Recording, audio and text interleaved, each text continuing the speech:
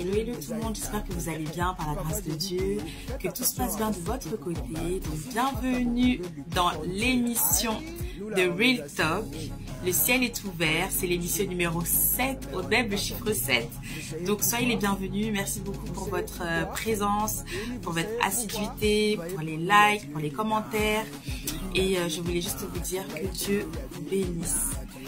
On verra comment est-ce que le Seigneur va nous conduire, mais sans plus tarder, on va commencer. On a 10 minutes, peut-être plus, on verra selon ce que le Saint-Esprit me mettra à cœur. Donc, prions. Seigneur, mon Dieu, mon roi, nous te louons, nous te bénissons, nous te glorifions. Mon Dieu, mon roi, reçois toute la louange, reçois la gloire, l'honneur, l'adoration. Je te remets entre tes mains cette émission numéro 7. Mon Dieu, mon roi, je te dis merci. Parce qu'assurément, c'est toi qui es l'initiateur, Seigneur, de cette émission. Et ce que je sais, Seigneur, c'est que tu veux faire du bien à tes bien-aimés, mon Dieu, mon roi. Merci, mon Dieu, mon roi, parce que nous faisons tout sous ta direction. Et je me mets, mon Dieu, mon roi, sous la mission que tu m'as donnée, Père. Que je puisse m'effacer, Seigneur, et que tu puisses prendre toute la place. Resplendis, resplendis, resplendis dans cette émission, resplendis dans nos vies, Père de gloire. Je prie, mon Dieu, mon roi, qu'en tout temps, Seigneur, ce soit toi le chef de cette émission, le chef de tout ce qui se dira, de tout ce qui se fera, Père. Et je prie afin que tu puisses me conduire, Seigneur, pour que je puisse parler à ton peuple. À toi la gloire, à toi l'honneur, à toi l'adoration, Père, et bénis tout à chacun. Au nom de Jésus, nous avons prié, Père Céleste. Amen. Amen, amen. Donc déjà, sans plus tarder, ma princesse. Donc, on va voir ce que le Seigneur souhaiterait que nous sachions le concernant. Pour nous. C'est parti. Ok. D'accord. On va dire mon enfant. Comme ça, il n'y a pas de jaloux, voilà.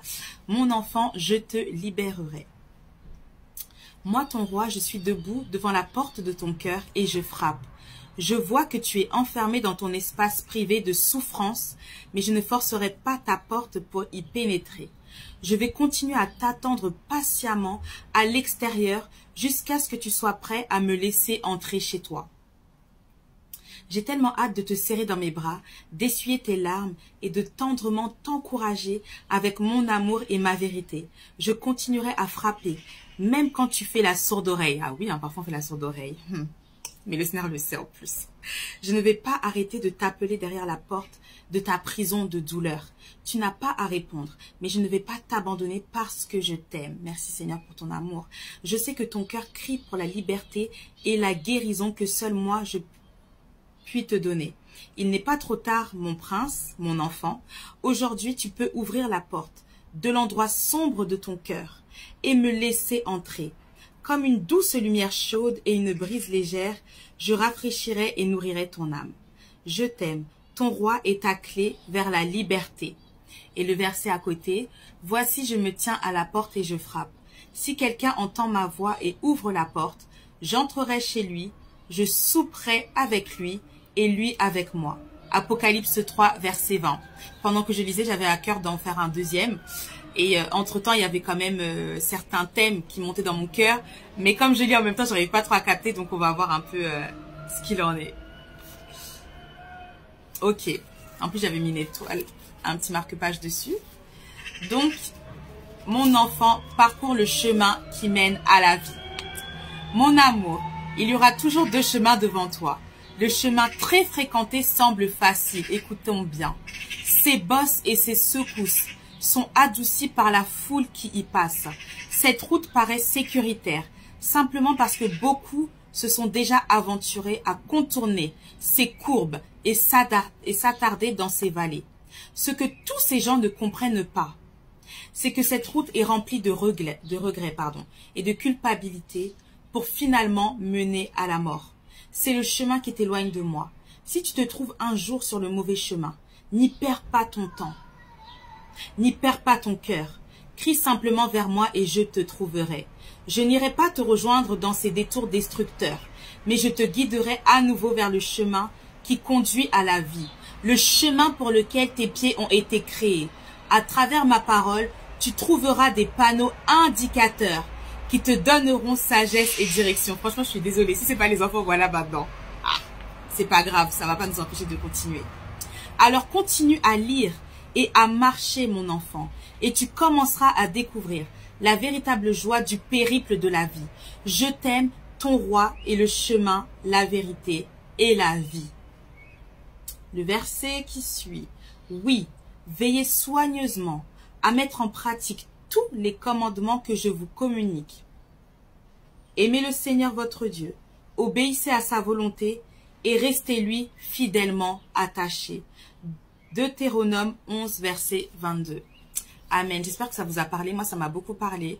Donc déjà, pour commencer, qui est le chemin, la vérité et la vie? C'est Jésus-Christ. Il s'est présenté ainsi et c'est ce qu'il est.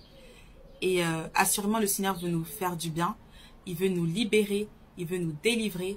Mais il veut aussi qu'on soit sur le chemin qui mène à la vie. Et c'est vrai que ce monde, avec ses strass, ses paillettes, ses mensonges, ses distractions, nous fait croire que il y a mieux, que nous avons mieux en Christ. Mais c'est faux. C'est vraiment faux. Vous savez, il y a des personnes qui ont donné leur vie au diable, hein, clairement, qui l'ont accepté, qui ont fait des pactes avec lui. Mais si vous racontez aussi les détours, les revers aussi de ça, ils ne dorment pas. Ils sont combattus, ils sont attaqués. Clairement, ils mettent la malédiction sur toutes les générations suivantes. Donc, bon courage après pour les enfants qui vont suivre. Alors, Hosanna, Jésus est roi et il fait grâce à qui il veut. Mais après, ce sont des combats. Nous-mêmes, on est passé par là, c'est chaud. Et donc voilà pourquoi la génération de maintenant, la génération que nous sommes, nous devons nous battre pour les générations futures. Moi, personnellement, je ne veux pas que les combats que je vis actuellement soient les combats de mes enfants plus tard. Donc, on se bat, on se donne afin d'éradiquer toutes les malédictions générationnelles pour que nos enfants soient cool-ups. Parce que parfois, je sais que quand... ça fait déjà... Ah ouais, quand même, le temps passe vite, hein. C'est vrai que parfois quand t'entends oui, voilà, mes parents sont chrétiens, famille de chantres, famille de pasteurs, tu dis ah ouais quand même et tout, waouh, quelle grâce. Ce sera cette grâce-là aussi que nos enfants auront dans le nom de Jésus. Et puis on dit quelle grâce, mais ils ont été fortement combattus. Les enfants de pasteurs là, c'est pas facile, hein. C'est pas facile. Mais franchement, c'est mieux que d'être un enfant de cultiste. J'ai envie de dire, voilà. Mais bon, ça c'est notre histoire. Chacun son histoire. Chacun son appel, chacun sa destinée, mais ce qui est sûr, c'est que Dieu est Dieu et il veut nous faire du bien. Et c'est lui qui a la puissance pour nous libérer, la puissance pour nous délivrer. Et j'ai envie de dire aussi aux personnes qui pensent qu'elles n'ont pas besoin d'assemblée. Je prie dans le nom de Jésus-Christ que Dieu puisse vous conduire vers une bonne assemblée, une assemblée où vous serez rafraîchis, une assemblée dans laquelle vous serez restaurés, une assemblée où Christ crucifié est prêché, mais où le Saint-Esprit est libre d'agir pour délivrer, pour libérer son peuple et pour libérer des onctions. On en a besoin, on en a besoin. Moi, je vous dis la vérité, hein. Si je n'étais pas allée dans cette assemblée-là dans laquelle je suis, je serais où aujourd'hui? Et après, tac, on avance. Il nous met des personnes sur notre chemin, des personnes qui vont nous imposer les mains. Oui, c'est vrai, il ne faut pas donner notre tête à tout le monde, mais il faut quand même aussi qu'on puisse nous imposer les mains. Voilà, parce qu'on arrive avec nos bagages. Sans délivrance, tu fais quoi? Alors, c'est vrai que chez soi, on peut regarder les cultes et tout, mais ce sera jamais pareil que sur place. Et pour la petite histoire, je me souviens que pendant le confinement, voilà, les églises étaient fermées pendant un temps. Et avec ma sœur et tout, on était là pendant les cultes, on vivait notre vie, on recevait les onctions, etc. Donc pour nous là, on était trop bien. Franchement, on était bien à la maison. On reçoit, on pleure, on se met à genoux, on reçoit la puissance de Dieu. Et un jour, le Seigneur nous a parlé. Il était super attristé. Il a dit, mais vous vous rendez pas compte à quel point moi ça me fait mal que vous soyez heureuse. C'est chaud, hein? Quand Dieu nous reprend là, que vous soyez heureuse de ne pas être dans ma maison. Parce que moi, ça, je me dis, oh, mais voilà, on peut rester à la maison et tout. On reçoit les grâces, on reçoit les onctions. Bam, la puissance du Saint-Esprit tombe sur toi, descend sur toi et tout. Mais quand on a compris ça, on s'est repenti. Et puis franchement, le dimanche qui a suivi, on est reparti. Donc, je sais que si j'en parle, ce n'est pas pour rien. Si toi, tu sais que tu as une assemblée, tu sais que c'est une bonne assemblée où Christ est prêché et où le Saint-Esprit est libre d'agir, repars à la maison. Repars. Parce qu'il y aura des choses que tu n'auras pas. Vous savez, parfois, même si le culte est diffusé, il y a des choses que vous ne verrez pas. Hein. Il y a des choses que vous ne verrez pas. Voilà, c'est réel. Il y a des choses que vous n'aurez pas non plus. Vous voyez? Donc oui, c'est vrai, Dieu agit à distance. Mais sur place, ça n'a rien à voir. Quand tu t'approches devant l'autel, que tu sens la puissance de Dieu, la gloire de Dieu, et que tu vois que les visions, elles fusent, elles fusent, elles fusent, et que, en fait, on a besoin aussi de la communion fraternelle. On en a besoin. Allez, c'est reparti pour une deuxième vidéo. À toutes!